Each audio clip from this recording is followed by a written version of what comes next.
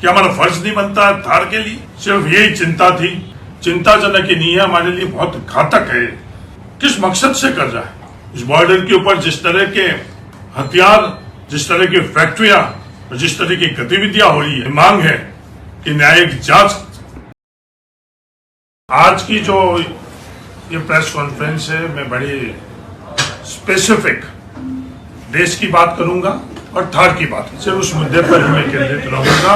अपन लोग आपस में मिलते रहते हैं और अपन बाकी तमाम दूसरे विषयों के किसी और वक्त अपन बात करेंगे, क्योंकि इस देश से पहले हम लोग और जहाँ हम रहते हैं वो थार है। इस थार से पहले ज्यादा महत्वपूर्ण हम लोग थार का जो योगदान, थार की अपनायत है, इससे पहले हम लोगों के लिए कुछ भी।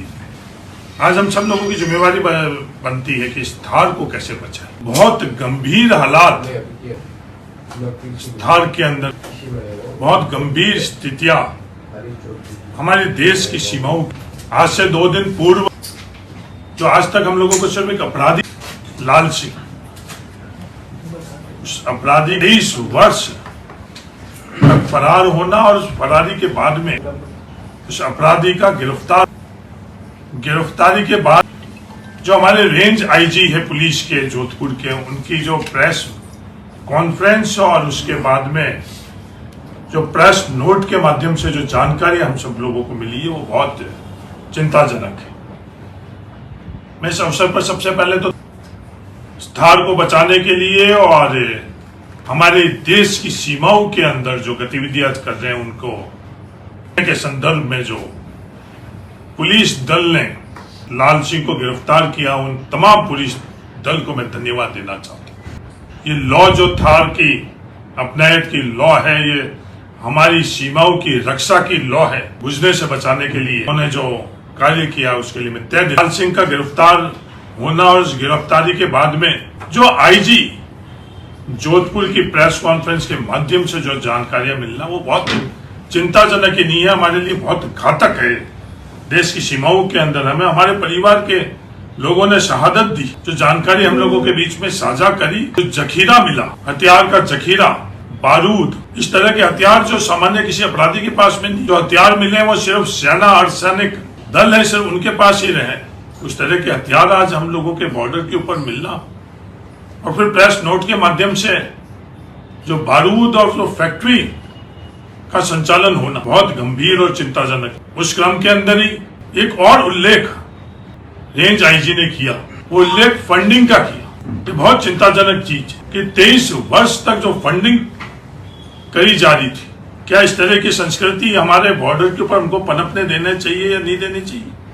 इस तरह की संस्कृति हम लोगों को थार के अंदर पनपने देनी चाहिए, नहीं देनी चाहिए? उसका साफ उत्तर है कि किसी भी कीमत के अंदर हम लोगों को इस तरह की संस्कृति, इस तरह की गतिविधियां क्या हम लोगों को नहीं कर। हम आने वाली पीढ़ियों को इस कैसा थार सौंप कर जा, ये हम लोगों के सामने सबसे बड़ा प्रश्न। आज फंडिंग एक अपराधी तक ही नहीं, जो देश की सीमाओं के ऊपर इस तरह की गतिविधियां कर रहे हैं, उसको उनको फंडिंग कौन कर रहा है, किस मकसद से कर रहा है? मेरे पुलिस से निवेदन है, उसका भी आप जो जानकारी आपको मिली है उसको भी आप सार्वजनिक करो। जो प्रारंभिक पूछताछ हुई, वो प्रारंभिक पूछताछ के अंदर आपने मीडिया को माध्यम से जो हम लोगों को जानकारी दी है उसको भी आप साझा करो। और ये फंडिंग का पैटर्न, ये फंडिंग हमारे थार में इस तरह की गतिविधियों से हो रहा है, ये बहुत चिंताजनक है। ये संस्कृति जो पैदा हो रही, मैं संस्कृति इसलिए कह रहा हूँ कि सिर्फ ये इकलौता है इस देशद्रोह के क्राइम में नहीं हुआ, इससे पहले भी हमारे बाड़मेर के अंदर बड़ा चिंताजनक है। उदाहरण ऐसे कई उदाहरण है। उदाहरण के तौर पर आज से 1 वर्ष पूर्व कोजाराम का हत्याकांड होता है, निष्पक्ष जांच और जो अपराधी उसके खिलाफ कार्रवाई के जगह अपराधी को बचाने के लिए फंडिंग की जाती है।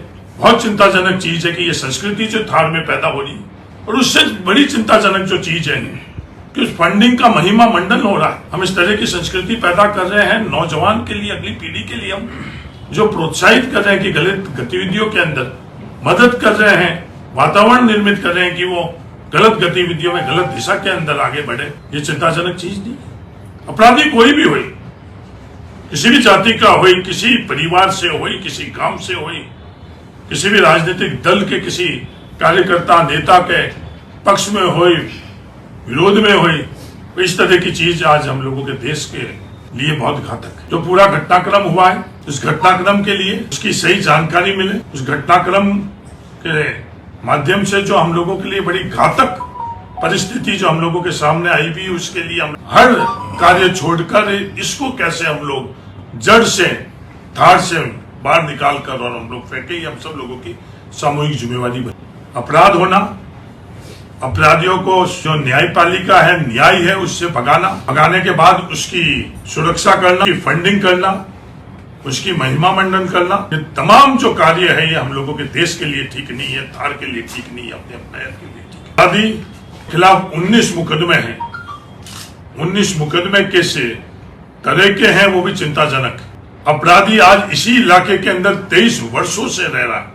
ये बात इसी थार में अपराधी 23 वर्षों से रह रहा है।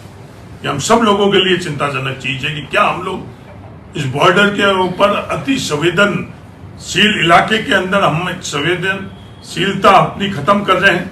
ये मेरे समझ से परे इस तरह की जो संस्कृति पिछले दिनों में प्रयास की जा रही है उसको हम लोग नजरअंदाज करें, उसके अंदर हम इतिहास हमें माफ नहीं करेगा। आज 48 घंटे हो गए हैं, हम सब लोग मौन हैं। क्या हमारा फर्ज नहीं बनता इस देश के लिए? क्या हमारा फर्ज नहीं बनता है थार के लिए? तो इतनी घातक जानकारी हमको मिल चुकी है, उसके बावजूद भी ये मौन, ये चुप रहना, क्या थार के लिए, भारत के लिए, आने वाली पीढ़ी के लिए ठीक है या नहीं? सिर्फ यही चिंता थी, ये दर्द था जो आज प्रेस कॉन्फ्रेंस के माध्यम से मैं पूरी देश के नागरिकों के बीच में रखना चाहता हूँ और थार के लोगों को जगाना चाहता हूँ कि उनकी जिम्मेवारी थार के लिए क्या है, उनकी जिम्मेवारी सीमाओं के लिए क्या। जिस तरह की जानकारी आई है कि सिर्फ एक अपराध के संदर्भ में नहीं आई, इस बॉर्डर के अंदर संगठित तौर के ऊपर फंडिंग के संदर्भ में नहीं आई, इस बॉर्डर के ऊपर जिस तरह के हथियार, जिस तरह का बारूद, असला, जिस तरह की फैक्ट्रियां, जिस तरह की गतिविधियां हो रही है वो हम लोगों के देश के लिए बहुत घातक है। मेरा सरकार से मांग है कि न्यायिक जांच कर और कोई भी किसी भी स्तर के ऊपर इन चीजों में सम्मिलित है उसके खिलाफ सख्त से सख्त कार्रवाई करे। धन्यवाद।